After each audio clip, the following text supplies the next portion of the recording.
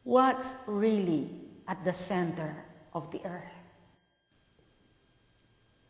Ayon po sa ating pinag-aralan, alam po natin kung ano talaga ang nasa gitna ng daigdig.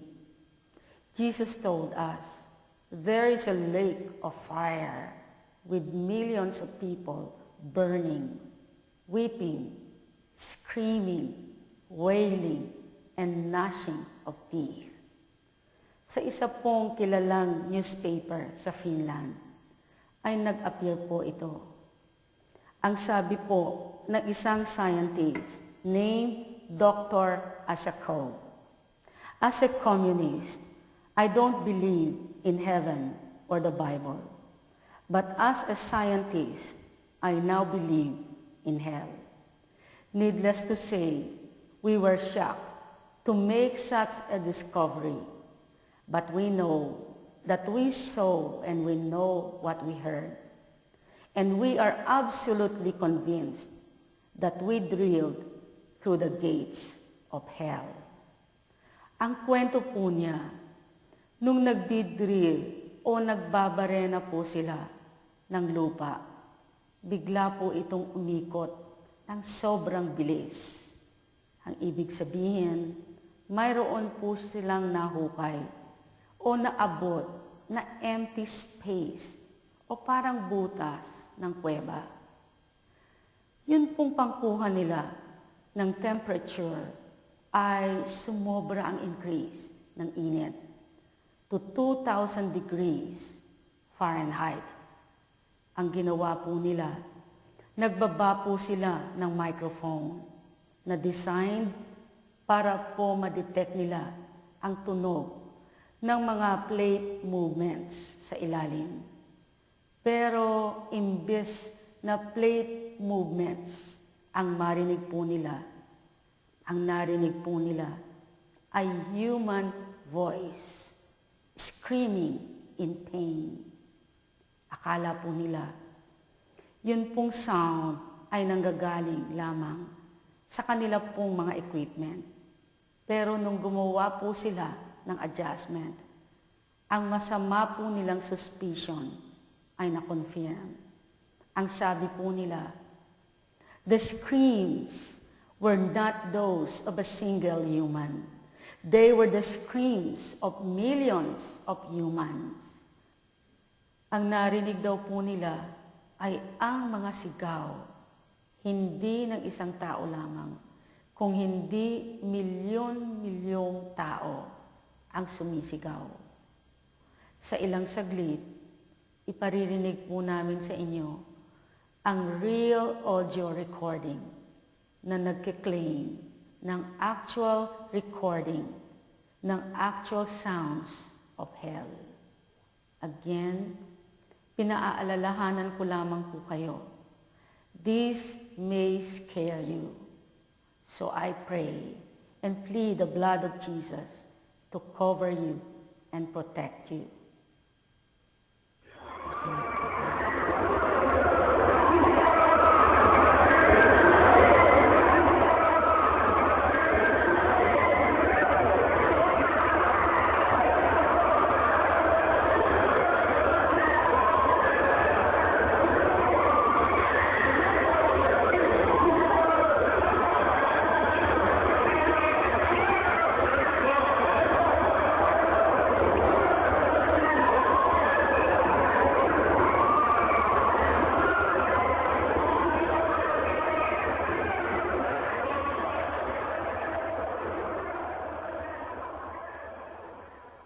Nakakatakot, di po ba?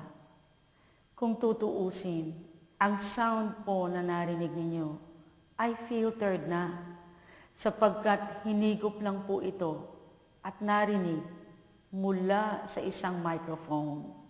Pero try to imagine kung actual sound na po ito sa loob ng impyerno mismo ang maririnig mo day and night, forever and ever, kung ikaw ay naririto. Kaya pala, mahigpit po ang payo ng Panginoong Hesus sa Mark 9. 43, ang sabi po ng Panginoon, kung ang kamay mo ang nagiging sanhi ng iyong pagkakasala, putulin ito. Mabuti pa ang mapunta ka sa langit ng putol ang isang kamay, kaysa may dalawang kamay na mahulog ka sa impyerno, sa apoy na hindi mamamatay. Dooy hindi mamamatay ang mga uod na kumakain sa kanila, at hindi mamamatay ang apoy. Kung ang paa mo ang magiging sanhi ng iyong pagkakasala, putulin mo. Mabuti pa ang mapunta ka sa langit ng putol ang isang paa, kaysa may dalawang paa na mahulog ka sa impyerno. Dooy hindi mamamatay ang mga uod na kumakain sa kanila, at hindi mamamatay ang apoy.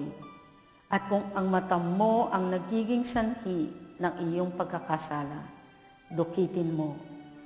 Mabuti pa ang pumasok ka sa kaharian ng Diyos ng bulag ang isang mata, kaysa may dalawang mata na mahulog ka sa impyerno.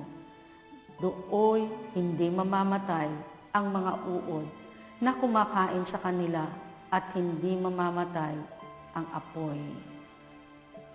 Maaaring ang narinig po ninyong pahayag ni Mary Kay Baxter at yung pong sounds of hell ay hindi totoo.